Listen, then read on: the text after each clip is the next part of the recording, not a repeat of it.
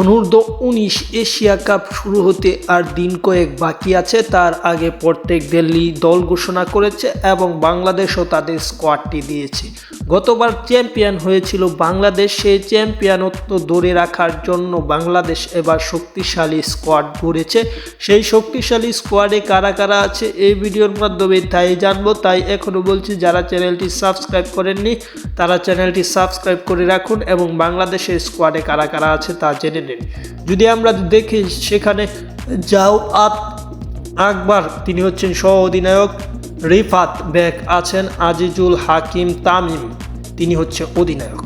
তারপরে আছে শামিউন, রবিশ রায়তুল আছে, দেবাশিস সরকার দেবা আছে, রিজন হোসেন আল ফাহাদ, ইকবাল হাসান ইমন আছে, রাফিউজ্জামান রাফি আছে, ফরিদ হাসান আছে, ফয়সাল আছে, মারুফ মির্জা, শিহাব জেমস আছে, আশরাফুজ্জামান বৈরেণ্য আছে, সাদ ইসলাম রাজীব। এটি হচ্ছে মূলত 16 সদস্যের একটি স্কোয়াড। এই স্কোয়াডটি ইচ্ছা করলে এবারও চ্যাম্পিয়ন হতে পারবে এবং বাংলাদেশের চ্যাম্পিয়ন হওয়ার সবচেয়ে বড় প্রতিপক্ষ সেটি হচ্ছে ভারতকে হারাতেই হবে চ্যাম্পিয়ন হতে হলে।